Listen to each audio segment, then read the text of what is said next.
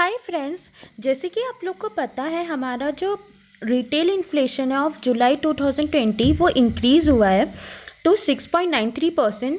तो in this video we are going to discuss the reason behind the increase in our inflation, जबकि हमारी जो economy का जो जीडीपी है वो डिक्रीज़ हो रहा है और इस इंक्रीज इन इन्फ्लेशन से हमारी जो इकोनॉमी है उस पर क्या इम्पैक्ट पड़ेगा और हमारी लाइफ में इसका क्या इम्पैक्ट पड़ने वाला है।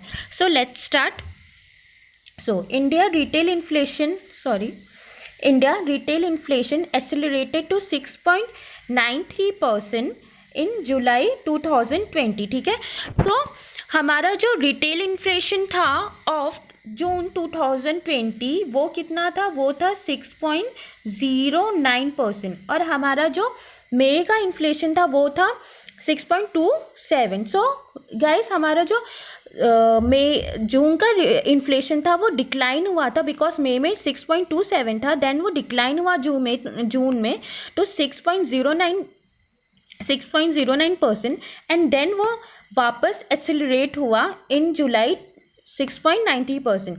सो इट मीन्स कि हमारा जो इन्फ्लेशन रेट है वो जो आरबीआई जो टारगेट रखती है बेसिकली मीडियम टर्म इन्फ्लेशन का, वो क्या होता है, वो होता है 4%।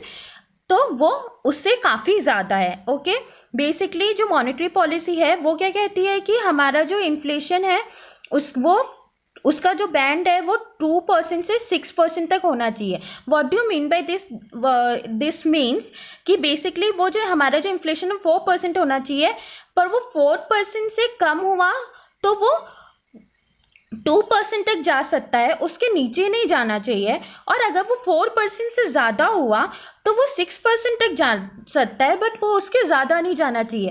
तो एज यू कैन सी कि हमारा जो रिटेल इन्फ्लेशन है ऑफ जुलाई वो आरबीआई का जो बैंड है 2 to 6% वो उससे भी ज़्यादा हो गया है, that is 6.93%, almost 7%। Okay, so as you all know when prices increases value of the money decrease. जैसे जैसे हमारी प्राइस इंक्रीज होती है हमारी जो वैल्यू ऑफ मनी है वो डिक्रीज होती है। क्यों डिक्रीज होती है? बिकॉज नाउ हमारी जो मनी की जो परचेसिंग पावर है वो धीरे धीरे जैसे ही इन्फ्लेशन इंक्रीज होता है जो परचेसिंग पावर होती है मनी की वो रिड्यूस होने लगती है। क्योंकि पहले जितनी मनी, फॉर एग्जांपल पहले 5 रुपये से मैं और ज़्यादा गुड खरीद सकती थी, क्योंकि 5 रुपये में फॉर एग्जांपल 5 रुपीज़ में मुझे 5 पेंस मिल रहे थे। ओके, बट बिकॉज एक पेन की प्राइस कितनी थी, 1 रुपीज़, बट अभी उसी पेन की प्राइस कितनी हो गई, सपोज 2.5 रुपीज़ होगी। तो अब मैं पहले जितना 5 रुपये में 5 पेन बाई कर सकती थी, अभी मैं जस्ट 2 पेन बाई कर सकती हूँ from 5 rupees. So by purchasing power has reduces because the inflation has increases. It means the value of money decreases when inflation or prices increases. As you can see, हमारा जो जुलाई 2018 में जो हमारा जो जुलाई 2018 में जो हमारा इन्फ्लेशन रिटेल इन्फ्लेशन था वो कितना था, 4.7, ऑलमोस्ट स्टेबल था। जितना आरबीआई जो टारगेट रखती है 4% उससे काफ़ी स्टेबल था वो, बट अभी ये काफ़ी ज़्यादा है। Okay, so what do mean by consumer price index? So this retail inflation is based on the consumer price index. ठीक है, so how you are going to calculate the consumer price index? Cost of the market basket in a given year divided by the cost of the market basket at the base year into 100. so हम लोग consumer price index कैसे निकालते हैं? हमारी जो India की जो basket है उसका कितना कॉस्ट है, उस बास्केट में कुछ भी हो सकता है। फॉर एग्जांपल पल्सेस हो सकते हैं, राइस हो सकता है, वीट हो सकता है। बेसिकली जो कंज्यूमर जो मास कंजम्पशन जो होता है, जो कंज्यूमर्स बेसिकली कंज्यूम करते हैं, वो बास्केट उसकी बनी हुई होती है। तो उसमें जितने भी गुड्स होते हैं हम लोग उसके प्राइसेस देखते हैं कि उसका करंट प्राइस कितना है। फॉर एग्जांपल अगर हम 2020 के लिए निकाल रहे तो उसका 2020 में उस मंथ में प्राइस कितना है, और उसका जो बेस ईयर में था उसका प्राइस कितना है। What do you mean by base year? Base year is nothing but the reference year. और इंडिया में अभी हमारा जो बेस ईयर है वो टू कैलकुलेट द सीपीआई वो कितना है, वो है 2012। ओके। और रेट ऑफ इन्फ्लेशन हम लोग कैसे कैलकुलेट करते हैं? रेट ऑफ इन्फ्लेशन हम लोग कैलकुलेट करते हैं CPI ऑफ द दिस, यहाँ पे क्या है, x+1 means this year, x means x+1 means this month और x मीन्स प्रीवियस मंथ, ठीक है। सो हमारा CPI जो इस मंथ का है प्लस जो CPI प्रीवियस मंथ का है divided by CPI of the previous month and into 100, ठीक है।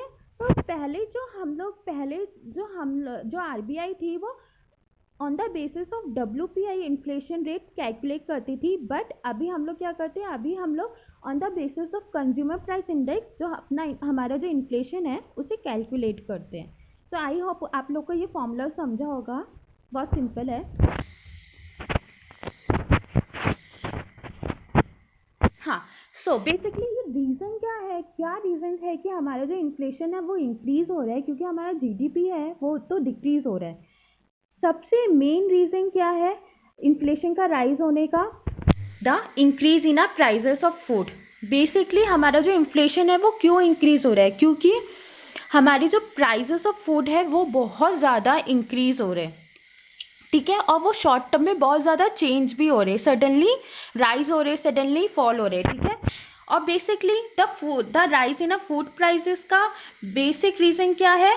बिकॉज हमारी जो सप्लाई चेन है वो डिस्टर्ब हुई है और जो ट्रांसपोर्टेशन फैसिलिटी है वो डिस्टर्ब हुई है। क्यों डिस्टर्ब हुई है? सबको पता है, बिकॉज ऑफ द लॉकडाउन, ठीक है। हमारे जो कोरोना वायरस जो ये चल रहा है, इसकी वजह से जो लॉकडाउन हुआ है उसकी वजह से जो सप्लाई चेन है वो बहुत ज़्यादा डिस्टर्ब हुई है, ठीक है। क्योंकि काफ़ी जगह पर प्रोडक्शन जो है वो रुक गया है। अगर एग्रीकल्चर में कोई प्रोड्यूस कर भी रहा है तो उनको लेबर्स नहीं मिल रहे, या फिर अगर प्रोड्यूस हो भी रहा है तो ट्रांसपोर्टेशन फैसिलिटी नहीं है। एक जगह से तुम दूसरी जगह कैसे पहुंच जाओगे, ठीक है। फॉर एग्जांपल नासिक में प्रोडक्शन हो रहा है काफ़ी चीज़ों का, जैसे फॉर एग्जांपल ग्रेप्स। मुझे किसी ने बताया कि नासिक में ग्रेप्स 5 रुपीज़ किलो मिल रहे हैं, बट यहाँ पे वही ग्रेप्स हमें मिल ही नहीं रहे हैं, और अगर मिल भी रहे हैं तो फिर बहुत ज़्यादा कॉस्टली मिल रहे हैं। क्यों? क्योंकि ट्रांसपोर्टेशन की प्रॉब्लम हो रही है, ट्रांसपोर्टेशन की फैसिलिटी नहीं है बिकॉज ऑफ द लॉकडाउन, ठीक है। और काफ़ी जगहों पे अभी हमें पता है कि काफ़ी जगह पे लॉकडाउन ओपन भी हो गए, पर बिकॉज की जो केसेस है वो बहुत ज़्यादा इंक्रीज़ हो रहे हैं, इसकी वजह से क्या हो रहा है कि बहुत जगह पे लॉकडाउन ओपन हो रहे हैं, फिर से लॉकडाउन हो जा रहा है, ठीक है। या फिर अभी काफ़ी स्टेट गवर्नमेंट क्या करी, वो वीकली लॉकडाउन करी, वो सैटरडे संडे को लॉकडाउन कर दे रही, ठीक है। तो पूरी तरीके से अभी कहीं पे भी लॉकडाउन ओपन नहीं हुआ है, बिकॉज हमारे जो केस है वो बहुत ज़्यादा इंक्रीज़ हो रहे हैं डे बाय डे, ठीक है।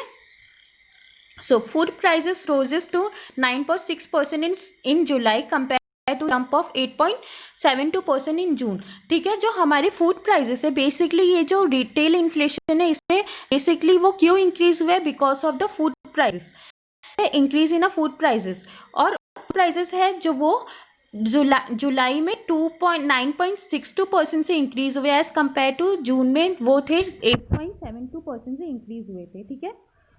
Core inflation of for July range between 5.8%। सो अभी कोर इन्फ्लेशन मतलब क्या होता है? Core inflation is the change in a cost of goods and services but does not include those from the food and energy sector, ठीक है। So there are two type of inflation. One is core inflation and the another one is headline inflation. तो guys इन दोनों में फ़र्क क्या होता है? इन दोनों में फ़र्क ये होता है, जो core inflation होता है बेसिकली उसमें हम लोग जो फूड प्राइजेस होते हैं, जो फूड होते हैं और जो एनर्जी सेक्टर्स के जो चीज़ें होती है वो उस बास्केट में, ऐसे मैंने आपको पहले बताया, हम लोग बास्केट में जितनी भी कॉमोडिटीज़ होते हैं उसके प्राइजेस को कैलकुलेट करके हम लोग अपना CPI निकालते हैं। बट कोर इन्फ्लेशन में हम लोग क्या करते हैं कि हम लोग उस बास्केट में फूड और जो एनर्जी सेक्टर के जो प्राइस, कमोडिटी के जो प्राइजेस हैं वो इंक्लूड नहीं करते। क्यों इंक्लूड नहीं करते? ये हम लोग इसलिए इंक्लूड नहीं करते क्योंकि as you all known that food और एनर्जी सेक्टर की जो प्राइजेस है वो बहुत जल्दी चेंज होते रहते, ठीक है। उनके जो प्राइजेस है वो परमानेंट नहीं रहते, ठीक है, वो ट्रांजेक्टरी रहते हैं, वो बहुत जल्दी जल्दी चेंज होते रहते, कभी बहुत कम हो जाते, कभी बहुत ज़्यादा हो जाते। फॉर एग्जांपल गाइस, आज मेरे टमाटो का जो प्राइस है वो 10 रुपये होगा और कल वो 40 रुपीज़ हो जाएगा, तो उनमें बहुत सडन चेंज आता है और बहुत जल्दी चेंज आता है, और फिर वो ही 40 रुपीज़ परसों जाके वो 30 रुपये हो जाएगा या परसों जाके वो 20 रुपये हो जाएगा। सो जो फूड प्राइजेस होते हैं और सेम जो एनर्जी सेक्टर्स होते हैं, उनमें जो प्राइजेस में जो चेंजेस होते हैं वो बहुत ज़्यादा जल्दी जल्दी होते हैं, बहुत सडन होते हैं। तो इसलिए जो हमारा जो रियल इन्फ्लेशन है वो निकालने के लिए हम लोग फूड और एनर्जी सेक्टर को अलग करके एक इन्फ्लेशन निकालते हैं अदर्स कमोडिटी का, उसे हम लोग कहते हैं कोर इन्फ्लेशन। और हेडलाइन इन्फ्लेशन क्या होता है?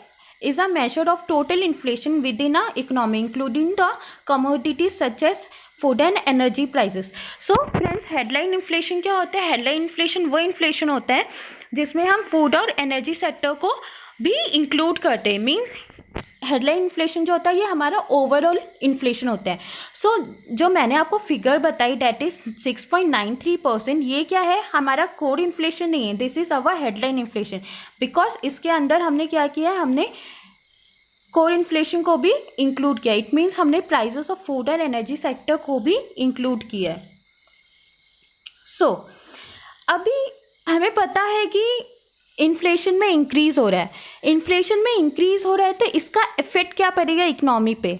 बेसिकली आरबीआई क्या करेगा? आरबीआई अपना जो रेपो रेट है, फॉर एग्जांपल आप लोग को पता होगा कि उन्होंने अपना आरबीआई ने जो उनकी जो लास्ट मीटिंग थी, सॉरी मॉनेटरी कमेटी की जो लास्ट मीटिंग थी, उसमें उन्होंने अपना जो रेपो रेट है that is the benchmark interest rate change नहीं किया। क्यों चेंज नहीं किया? क्योंकि इन्फ्लेशन बहुत इंक्रीज हो रहा था। So what do you mean by repo rate? Reserve bank of India last week does not change the repo rate because of the rise in our inflation rate. Repo rate is the rate at which the central bank of a country lends to money to commercial bank in a event of any shortfall of funds. ठीक है, repo rate वो rate होता है जिससे जो commercial bank होता है, for example SBI is a commercial bank. SBI जब आरबीआई से लोन लेगा, ओके, फॉर सपोज एसबीआई के पास फंड नहीं है तो वो आरबीआई से लोन लेगा, तो गिव लोन टू अस, हमें लोन देने के लिए एसबीआई आरबीआई से लोन लेगा, तो आरबीआई उसे जिस इंटरेस्ट में लोन देगा that is the repo rate, और you can say that the benchmark interest rate. ठीक है, सो उसे हम लोग रेपो रेट कहते हैं। और रिमेंबर फ्रेंड्स, जो रेपो रेट होता है वो शॉर्ट टर्म रेट होता है। ठीक है, basically short term loan rate होता है, मतलब कि 90, ये लोन सिर्फ 90 डेज के लिए ही होता है। This is a short term loan. ठीक है, सो आई होप आप लोग को रेपो रेट का मीनिंग समझा होगा। सिंपल है, जैसे हम लोग बैंक से जब लोन लेते हैं तो बैंक हमें एक इंटरेस्ट पे लोन देता है। सेम जब वही बैंक आरबीआई से लोन लेता है तो आरबीआई भी उसे एक इंटरेस्ट पे लोन देती है। ऑफकोर्स वो फ्री में तो लोन नहीं देगी ना, वो भी उसे एक इंटरेस्ट पे लोन देती है, तो वो रेट होता है that is the repo rate. ठीक है, बट ये रेपो रेट कौन डिसाइड करता है?